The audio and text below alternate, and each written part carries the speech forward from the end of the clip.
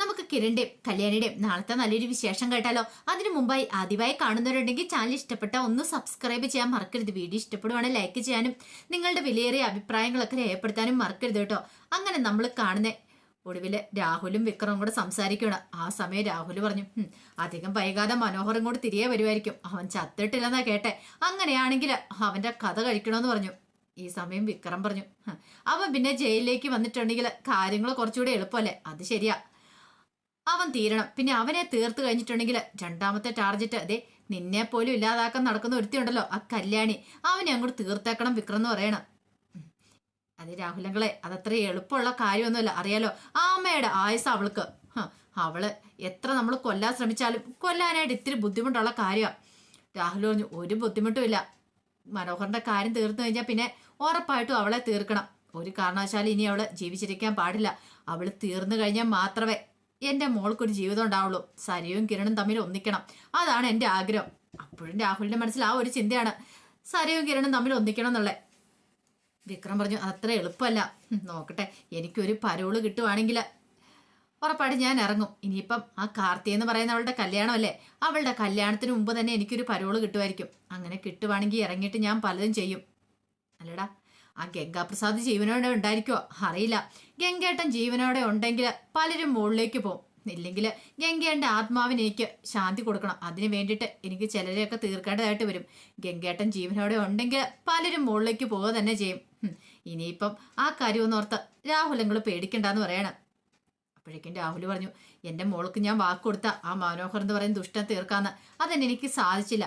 പക്ഷെ അവനിനി ഇങ്ങോട്ടേക്കും മടങ്ങി വരും. മടങ്ങി വരുന്ന സമയത്ത് എനിക്ക് അവനെ എന്തെങ്കിലും ചെയ്യാൻ പറ്റുമോ? കാരണം അവന് നല്ല പ്രൊട്ടക്ഷനും കാര്യങ്ങളും കാണുമായിരിക്കും. അതൊക്കെ ഓർക്കുമ്പോഴേ എനിക്കൊരു ടെൻഷനുള്ളൂ. എടാ വിക്രം, ഒരു പക്ഷേ എങ്കിൽ നീ അതിനു മുമ്പ് പരോളിന് ഇറങ്ങുവാണെങ്കിൽ നീ അവനെ അങ്ങോട്ട് തീർത്തേക്കണം എന്ന് പറയണം. ആ സമയം വിക്രം പറഞ്ഞു, രാഹുലങ്ങൾ വിഷമിക്കേണ്ട, എല്ലാ പ്രയാസങ്ങളും നമുക്ക് മാറ്റിയെടുക്കാം. എങ്ങനെയാണെങ്കിലും നമ്മൾ അവസാനം ജയിലിൽ തന്നെ ആയിരിക്കും. പിന്നെ ഇനിയിപ്പോൾ എത്ര പേരെ കൊന്നാൽ എന്താ? ഞാനും അങ്ങനെ ചില തീരുമാനങ്ങളൊക്കെ എടുത്തിട്ടുണ്ടെന്ന് പറഞ്ഞു. ഗംഗാപ്രസാദ് ജീവനോടെ ഉണ്ടെങ്കിൽ തൻ്റെ പണി കുറച്ച് കുറയുമെന്നുള്ള കാര്യം വിക്രത്തിന് ഉറപ്പുണ്ടായിരുന്നു. പക്ഷെ ജീവനോടെ ഇല്ലെങ്കിൽ എന്ത് വേണമെന്ന് വിക്രം തീരുമാനിച്ചു. ഇതെങ്ങനെ വെറുതെ വിടാൻ പറ്റുന്ന കാര്യമില്ല. ആ സമയത്ത് കല്യാണിയും കിരണും കൂടെ സംസാരിക്കുകയാണ്. അപ്പൊ കല്യാണിയോട് കിരൺ പറഞ്ഞു, അധികം വൈകാതെ മിക്കവാറും മനോഹറിന് ജയിലിലേക്ക് തിരികെ പോകേണ്ട വരുമെന്ന് പറയുകയാണ്. കല്യാണി പറഞ്ഞു, അങ്ങനെ പോയിട്ടുണ്ടെ ആപത്തല്ലേ? അതേ ആപത്താണ്. കാരണം ഇപ്പോഴും അവിടെ ഉണ്ടല്ലോ ആ രാഹുൽ എന്ന് പറയുന്ന ദുഷ്ടൻ. എൻ്റെ അമ്മാവൻ ആ ബഹാസുരൻ അവിടെ ഉള്ളിടത്തോളം കാലം വീണ്ടും മനോഹറിന് വധഭീഷണി ഉണ്ടാവും. മനോഹറിനെ വീണ്ടും കൊല്ലാനായിട്ട് ശ്രമിക്കുമായിരിക്കും. അങ്ങനെ വന്നിട്ടുണ്ടെങ്കിൽ മനോഹറിന്റെ ജീവൻ നമുക്ക് രക്ഷിക്കാൻ പറ്റിയെന്ന് വരത്തില്ല. ഇവിടെ ആകുമ്പോൾ പുറത്താണെങ്കിൽ നമുക്ക് ഹോസ്പിറ്റലാകുമ്പോൾ എന്തെങ്കിലുമൊക്കെ ചെയ്യാൻ പറ്റിയാലും, പക്ഷെ ജയിലിലേക്ക് പോയിട്ടുണ്ടെങ്കിൽ നമുക്കൊന്നും ചെയ്യാൻ പറ്റില്ല കല്യാണി. അതാണൊരു പേടി. അവൻ ഒരു പക്ഷെ നന്നായിക്കൊണ്ടിരിക്കുവാണെങ്കിൽ അവൻ ഒരു കാരണവശാലും മരണപ്പെടാൻ പാടില്ല. അല്ല കിരണേട്ടാ, ജയിൽ സൂപ്രണ്ടിനോടോ മറ്റോ പറഞ്ഞിട്ടുണ്ടെങ്കിൽ അവനെ വേറെ ആക്കാൻ പറ്റുമോ? അത് അത്രയൊന്നും പ്രാക്ടിക്കലായിട്ടുള്ള കാര്യമില്ല. പോരാത്തന് എപ്പോഴും ഈ പറയുന്ന രാഹുലിൻ്റെയോടും വിക്രത്തിനെയും പുറകെ നടക്കാൻ പറ്റില്ല പോലീസുകാർക്ക്. ചിലപ്പോൾ വല്ല ഫുഡ് കഴിക്കാൻ പോണ സമയത്തോ എന്തെങ്കിലും പണിസ്ഥലത്ത് പോണ സമയത്തോ ആക്രമണം അഴിച്ചു വിട്ടേക്കാന്ന് പറഞ്ഞു. അത് കേട്ടപ്പോൾ കല്യാണി പറഞ്ഞു, അതാണൊരു ഭയം. കാരണം അകത്തുള്ള വിക്രമും രാഹുലും ഒക്കെ ഈ പറയുന്ന ഗംഗാപ്രസാദിനെ പോലെ തന്നെയാണ്, ദുഷ്ടന്മാരാണ്. എന്ത് ചെയ്യാനും മടിയില്ലാത്തവരല്ലേ? കിരൺ പറഞ്ഞു, അതെ, അവനൊക്കെ ആയുസ് നീട്ടി കിട്ടിയിരിക്കുന്ന. പക്ഷെ ഒരു കാര്യമുണ്ട്, ഇനി എന്തെങ്കിലും ചെയ്തോണ്ട് അല്ലെങ്കിൽ നിന്നെയോ കാർത്തിയനോ ആരെങ്കിലും ഉപദ്രവിക്കാൻ വന്നിട്ടുണ്ടെങ്കിൽ വിക്രത്തിനെ ഞാൻ വെറുതെ വിടത്തില്ല. അവന് ചിലപ്പോൾ പരോള് കിട്ടുമായിരിക്കും. പരോള് കിട്ടി ഇറങ്ങിയിട്ടുണ്ടെങ്കിൽ അവന്റെ ടാർജറ്റ് നീയും കാർത്തികയ്ക്ക് ആയിരിക്കും. അത് കേട്ടതും കല്യാണി പറഞ്ഞു, ആ കാര്യത്തിൽ എനിക്ക് പേടിയില്ല. കാരണം അവനെ പോലെ ദുഷ്ടം വന്നിട്ടുണ്ടെങ്കിൽ എങ്ങനെ കൈകാര്യം ചെയ്യണമെന്ന് എനിക്കറിയാം. എൻ്റെ സഹോദരനല്ലേ, അല്ലെങ്കിലും അവനിന്ന് വരട്ടെ, ഞാൻ കാണാനായിട്ട് ഇരിക്കുക. എൻ്റെ അമ്മയുടെ കർമ്മം ചെയ്യാൻ പോലും അവൻ വന്നിട്ടില്ല. ഒരു കണക്കിന് എൻ്റെ അമ്മയുടെ ആത്മാവിന് മോശം കിട്ടാനായിട്ട് അവൻ വരാതിരിക്കുന്നത് നല്ലത്. കാരണം അമ്മ അത്രമാത്രം അവനെ വെറുത്തിട്ടുണ്ട്. അവൻ അത്രയ്ക്കൊരു ദുഷ്ടനാന്നൊക്കെ പറഞ്ഞു. ഇതേ സമയത്ത് ഗംഗാപ്രസാദിന് മരുന്നൊക്കെ പുരട്ടി കൊടുത്തോണ്ടിരിക്കുകയാണ് അമലു. ഭയങ്കര സ്നേഹത്തോട് കൂടിയിട്ടാണ് ഗംഗയോട് ചേർന്നിരുന്നിട്ട് മരുന്നൊക്കെ പെട്ടിക്കൊണ്ടിരിക്കുന്നത്. പിന്നീട് അമലു പറഞ്ഞു, അല്ല വിനായകേട്ടാ, നമുക്ക് നാട്ടിലേക്ക് പോകണ്ടേ? എന്നാ എന്നെ കൊണ്ടുപോകുന്നേ? ഇവിടെ നിന്നിട്ടുണ്ടേ പ്രശ്നമാണ്. കാരണം എപ്പോഴും ഏത് നിമിഷം വേണേലും ആ വെയിൽ കയറി വരും. നമുക്ക് സ്വസ്ഥതയോടെ സമാധാനത്തോടെ ശരിക്കും ഒന്ന് സംസാരിക്കാൻ പോലും പറ്റത്തില്ല. വിനായകനായിട്ട് അസുഖങ്ങളൊക്കെ ഏകദേശം ഭേദമായി വരുമല്ലേ? ഇത് കേട്ട് കഴിഞ്ഞപ്പോൾ വിനായകൻ കൈ കൊണ്ട് കാണിച്ചു. നമുക്ക് പോകാന്നൊക്കെ പറഞ്ഞിട്ട് കൈ കൊണ്ട് ഇങ്ങനെ കാണിക്കണം. അതെ, എന്നെയും കൂടെ കൊണ്ടുപോകല്ലോ അല്ലേ, എന്നെ പറ്റിക്കത്തൊന്നുമില്ലോ. പറ്റിക്കാനോ, ഞാൻ അങ്ങനെയൊന്നും ചെയ്യത്തില്ല എന്ന് പറയണം. വിനായകനെ അറിയാലോ, ആ വേലു എന്നെ വിവാഹം കഴിക്കണമെന്ന് പറഞ്ഞ് ശല്യമായിട്ട് പുറകെ കൂടിയിരിക്കുന്നേ. ഒരു പക്ഷേങ്കിൽ അവൻ്റെ മുന്നിൽ തല കുനിച്ച് കൊടുക്കേണ്ട വരും. വിനായകനെ എന്നെ ചതിച്ചിട്ട് പോയിട്ടുണ്ടെങ്കിൽ എൻ്റെ മനസ്സിലിപ്പോൾ ഒരേ ഒരാൾ മാത്രമേ ഉള്ളൂ, അത് വിനായകനാ. എന്നെ ചതിച്ചിട്ട് പോവരുത്, കാരണം അങ്ങനെ എന്തെങ്കിലും സംഭവിച്ചിട്ടുണ്ടെങ്കിൽ പിന്നെ ഞാൻ ജീവിച്ചിരിക്കില്ല. അതേസമയം ഗംഗാപ്രസാദ് മനസ്സിൽ കരുതി, പിന്നെ നിന്നെയും കൊണ്ട് ഞാൻ പോകുമല്ലേ, എനിക്കിപ്പോൾ ഒരു പിടിച്ചുനിൽപ്പിനായിട്ട് നീ കൂടെ വേണം, അതുകൊണ്ട് മാത്രമാ. അതിനുശേഷം ഗംഗാപ്രസാദ് അമലുവിനോട് പറഞ്ഞ് നമുക്ക് പുറത്തേക്കൊന്ന് പോയാലെന്ന് ചോദിക്കണം. അങ്ങനെ അമലു എന്ത് ചെയ്തു, ഗംഗാപ്രസാദിന്റെ കയ്യെ പിടിച്ചുകൊണ്ട് പുറത്തേക്ക് നടത്തിച്ചുകൊണ്ട് അങ്ങോട്ട് പോവാണ്. ആ സമയം വേലു വന്നു. വേലു ഇത് കണ്ടു. വേലുവിന് ഒട്ടും അങ്ങോട്ട് സഹിച്ചില്ല. വേലു എന്ന് പരാതി പറഞ്ഞു മൂപ്പനോട്. അപ്പോഴേക്കും മൂപ്പൻ പറഞ്ഞു, അവര് നടക്കട്ടാ എടാ, അധികം വൈകാതെ ആ വിനായകന്റെ സംസാരശേഷിയൊക്കെ തിരികെ കിട്ടും. അവൻ നാടിറങ്ങിക്കോളും, കാടിറങ്ങി പൊയ്ക്കോളും, നാട്ടിലേക്ക് തിരികെ പൊയ്ക്കോളും. പിന്നെ നീ അതൊന്നും ഓർത്ത് വിഷമിക്കണ്ട, അല്ലെങ്കിൽ നീ എന്തിനാ എത്ര ടെൻഷൻ അടിക്കണേ, അവൻ എന്നെ രോഗിയല്ലേടാ, അവന് എത്രയും പെട്ടെന്ന് സുഖമാകണം.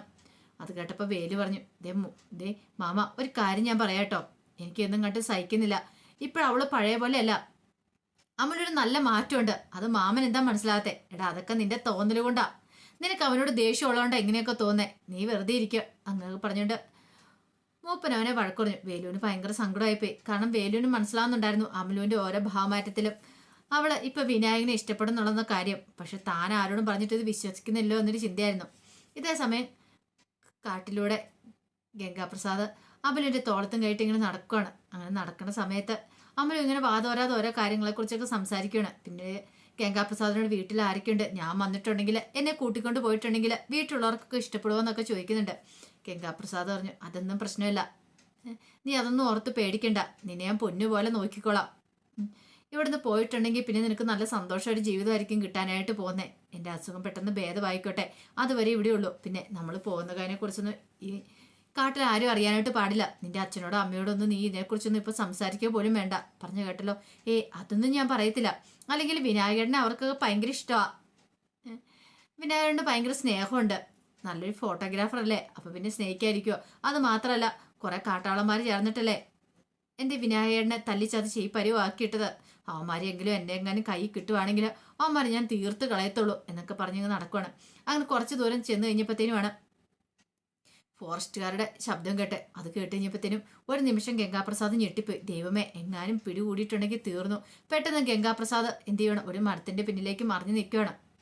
അമലു ഒന്നും അറിയത്തില്ലാത്ത മട്ടില് അമലു അങ്ങോട്ട് മുന്നോട്ട് നടന്നുപോയി. കാരണം അവരുടെ മുന്നിൽ ചെന്ന് പെട്ട ഇതിനു മുമ്പ് മുന്നിൽ ചെന്ന് പെട്ടപ്പോഴും ചോദ്യങ്ങളും കാര്യങ്ങളൊക്കെ ഉണ്ടായതാ. ഇനിയും ചെന്ന് പെട്ടിട്ടുണ്ടെങ്കിൽ ഓരോ ചോദ്യങ്ങളായിട്ട് വരും. അത് മാത്രമല്ല, വിനായകനെ കണ്ടിട്ടുണ്ടെ പ്രശ്നമാണ്. ചിലപ്പോൾ വിനായകനെ ഉപദ്രവിച്ച ആൾക്കാരോട് ഇവന്മാർ എന്ന് പറഞ്ഞു കൊടുത്തിട്ടുണ്ടെങ്കിൽ വിനായകന്റെ ജീവനാവത്ത, വിനായകനെ കൊല്ലാനായിട്ട് അവർ വരും എന്നൊരു ചിന്തയൊക്കെയായിരുന്നു അമലുവിന്റെ മനസ്സിൽ. പക്ഷേങ്കിൽ ഗംഗാപ്രസാദിന് അതായിരുന്നില്ല. തന്നെ കണ്ടിട്ടുണ്ടെങ്കിൽ അവന്മാർക്ക് മനസ്സിലാവും.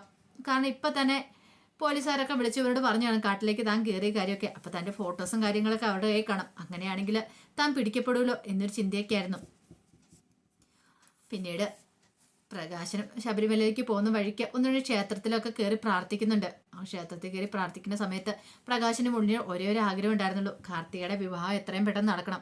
പിന്നെ ആ ഗംഗാപ്രസാദ് അവൻ മരിച്ചിരിക്കണം. ഒരു കാരണവശാലും അവൻ ഇനി ജീവിതത്തിലേക്ക് മടങ്ങി വരാൻ പാടില്ല.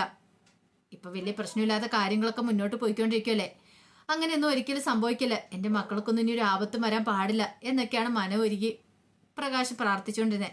അങ്ങനെ അന്നത്തെ ദിവസം അങ്ങോട്ട് കഴിഞ്ഞു പോവാണ്. രാത്രിയായി കഴിഞ്ഞു കഴിഞ്ഞപ്പോഴത്തേനും ലക്ഷ്മിയമ്മയും കാർത്തികയും കൂടെ മുറിയിലിരിക്കുന്ന സമയത്താണ് പുറത്ത് കോളിംഗ് ബെല്ല് അടിക്കുന്ന കേട്ട്. ഒരു നിമിഷം രണ്ടുപേരും ഞെട്ടിപ്പോയി. ഈ സമയത്ത് ആരാ വന്നേന്ന് മനസ്സിലായില്ല. അപ്പോഴേക്കും കാർത്തി പറഞ്ഞു, ഞാൻ പോയി നോക്കാന്ന് പറയണ. വേണ്ട മോളെ, അങ്ങനെ നീ തന്നെ പോയി കഥ ഓർക്കണ്ട, ഞാനിവിടെ വരാമെന്നും പറഞ്ഞുകൊണ്ട് കാരണം നോക്കിയിട്ടൊക്കെ തുറന്നാൽ മതി, ആരെന്താ വന്നേന്ന് അറിയത്തില്ല. ആ ഒരു ടെൻഷൻ അവർക്കുണ്ടായിരുന്നു. അങ്ങനെ അത് നോക്കാനായിട്ട് പോവുകയാണ്. അപ്പൊ അതിന്റെ വിശേഷങ്ങളൊക്കെ കാണാൻ പോകുന്നത്. ഇനിയിപ്പോൾ ആരാന്നറിയത്തില്ല, ഗംഗാപ്രസാദാണോ വേറെ വല്ല ശത്രുക്കളോ ആണോ, ഗംഗാപ്രസാദിന്റെ കൂട്ടാളികൾ ആരെങ്കിലും വന്നാണോന്നും അറിയത്തില്ല. അപ്പൊ അതിന്റെ വിശേഷങ്ങളൊക്കെ നമുക്ക് എല്ലാവർക്കും കാത്തിരിക്കാം കേട്ടോ. ഒരിക്കൽ കൂടി എല്ലാവർക്കും ശുഭരാത്രി നേർന്നുകൊണ്ട് നിർത്തുന്നത്.